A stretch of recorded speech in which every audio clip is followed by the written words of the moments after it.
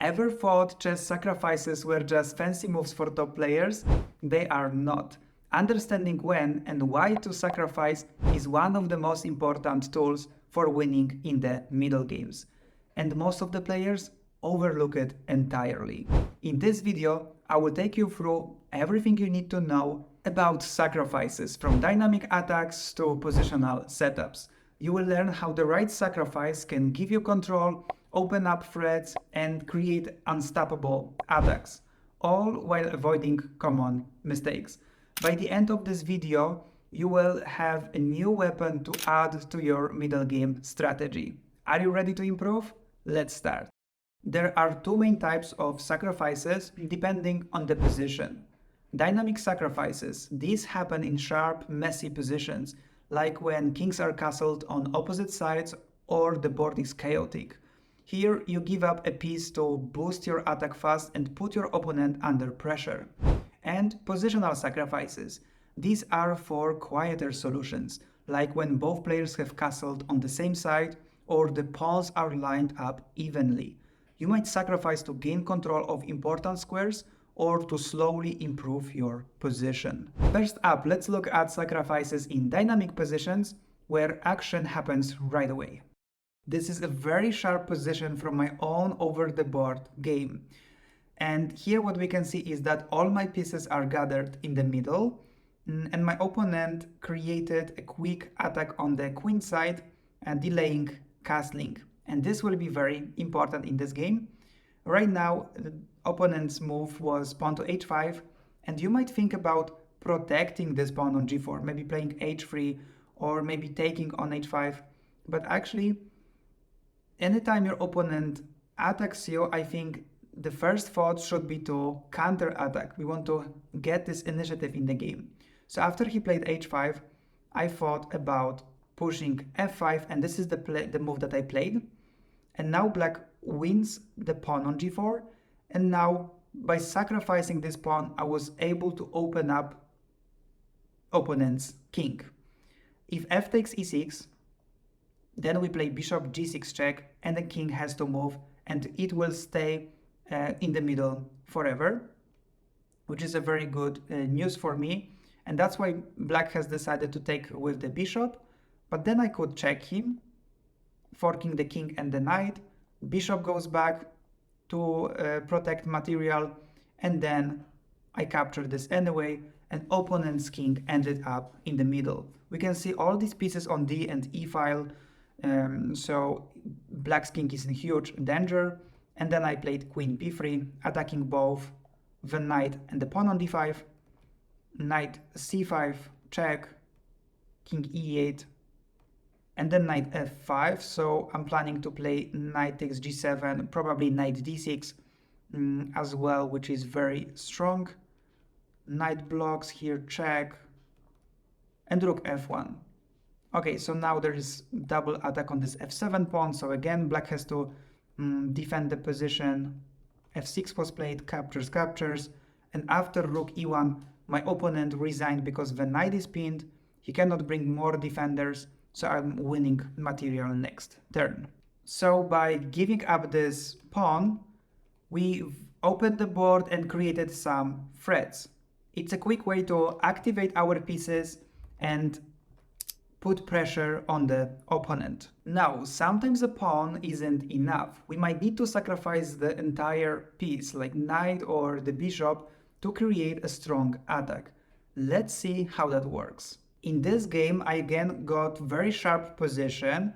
My opponent attacks my queen side, and he's very advanced on the side of the board, so I need to find a counter attack on the king side if I want to win this game. And it's quite difficult to break through this solid pawn structure, and the solution that I need was a little bit unusual. I played pawn to g3, trying to break through, and then after they took on g3, I've decided to play pawn to h3, sacrificing my knight. White captures, and I take back. And my idea was that if bishop moves somewhere, I'll try to play queen g5, maybe take the pawn on g2 or take on g2 first and followed by queen h4. I try to get some activity on the king side. And after I took it, my opponent decided to play g3, giving back this material, but simplifying the position. He's up a pawn, so this is one of the main strategies. After that, I captured on b6, pawn takes, queen takes. I moved my queen there. Position is still very sharp. And after queen a8, rook f7, takes. And actually, I equalized the position. I won this game later on, but we will stop here because I want to concentrate the most on this knight sacrifice. So with this knight sacrifice, we've created powerful threats. Sometimes sacrificing a whole piece might be the key to break through opponent's defense. But not all sacrifices are about fast attacks. Sometimes, in quieter positions, a sacrifice is more about setting up long-term advantages. Now let's take a look at positional sacrifices where giving up a pawn can help us take control of the board. When we look at this position, we will see that Black's position is not the best. The king is exposed, the rooks are not connected because there is the knight on the way. Also, the pawn structure is very weak, and White has, in addition, space advantage. I think Black's plan will be to play knight e6, blocking the e-pawn, trading the knights, blocking this with the bishop, and somehow trying to fight for a draw in this game. But what I notice here is that I have dark square bishop, which might be very powerful in this situation.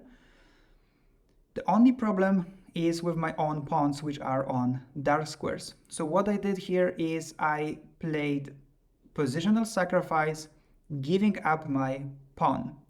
And thanks to that, when the opponent captured this, I think he took it with the bishop. Now we have the whole diagonal for our bishop. In addition, the rook was behind the pawn, but now after we played e6, this rook is also very active. So this e6 pawn sacrifice can activate both my pieces. In addition, this bishop is attacked twice at the moment, so it cannot go anywhere because it's pinned, right? There is queen behind. This knight cannot go anywhere because it has to defend the bishop. There are a lot of problems in Black's position. So I play bishop b2, creating discovered attack. King goes to h7, and now queen c3, preparing this nice battery. If it's White's turn now, I will take the bishop, knight takes back, rook takes, queen takes, and there will be checkmate at the end on g7. Maybe I will show you that. Captures, and now queen cannot take the rook because queen is busy defending g7 pawn, g7 square. Okay, so king h7, I played queen c3, and then Black plays rook g8 to prevent this checkmate. And now rook e8. If you watched my other videos, I talked about bringing more pieces into the attack. At the moment, this rook is still inactive, so it might be a good idea to bring it into the game as well. Queen goes to d7, rook a e1, improving the attack on the bishop. It escapes, and now I have a rook on e7, right? Attacking the queen, looking at opponent's king. Queen goes back to c8. Now these pieces don't play at all, and I can continue my attack. Knight f3, and this is just too much in this situation, and the game finished in 4 moves. Bishop c1 check, pawn to g5, queen f6 check, and my opponent doesn't have any defense. He played rook g6, and this is a checkmate. So in this example, our pawn sacrifice didn't give us instant win, but helped make our pieces much more active. And that's the power of positional sacrifice. Now let's look at high-level example of this from 2021 Chess FIDE World Cup. In the final round, Magnus Carlsen played a brilliant positional sacrifice, giving up a material not for a quick attack, but for long-lasting advantage. Let's see how he did it. The position is quite unusual, and the opponent's king is still in the middle. There are doubled pawns. Black didn't complete entire development yet. The queen and the rook are still in initial squares. And here Magnus Carlsen played a brilliant exchange sacrifice. Rook takes f4, and after queen recaptures, the idea is to play bishop h6, queen escapes, and queen f8. And thanks to that, black will control these dark squares. Oops, sorry for the arrows.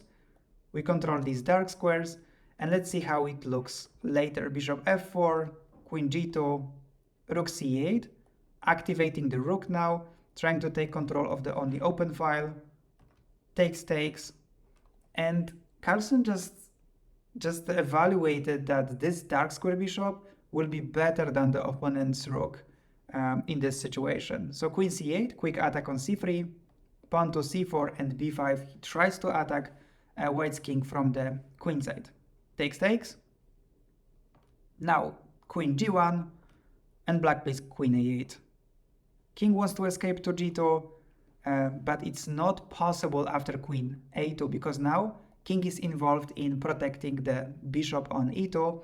And if we compare dark square bishop to the rook at the moment, we can see that the bishop is very, very powerful.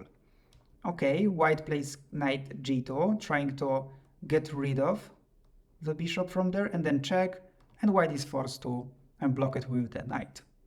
Queen b2, so again, the king cannot move, has to defend the bishop, and we have the same check, but black goes a little bit closer. And queen d2.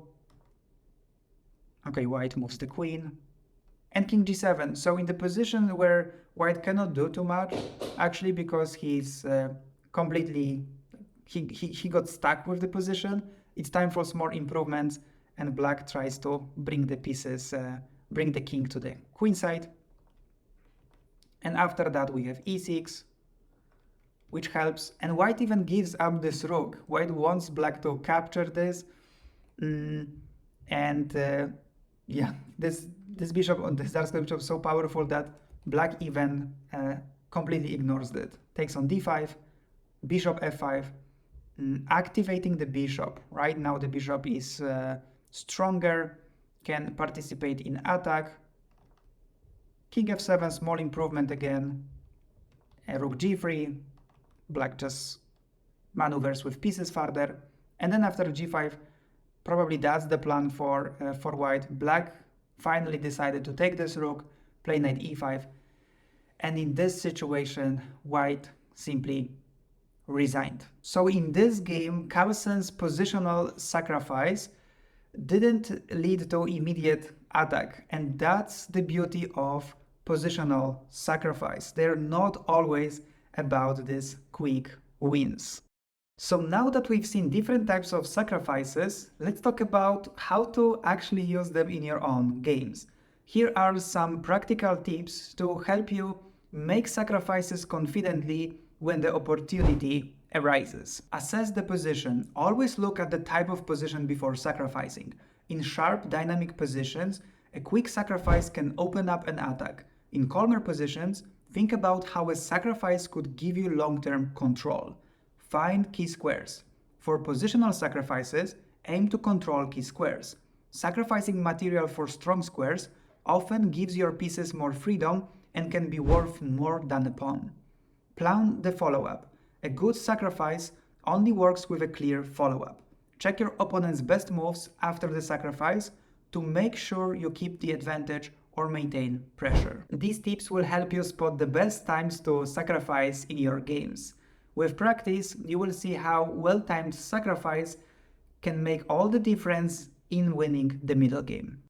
In this lesson, we learned how to use sacrifices to take control of the middle game. But what if you are up against an aggressive player who's always on the attack? Check out my other video on chess middle game where I teach you the best strategies to beat aggressive opponents. Thanks for watching, and don't forget to subscribe so you don't miss future lessons.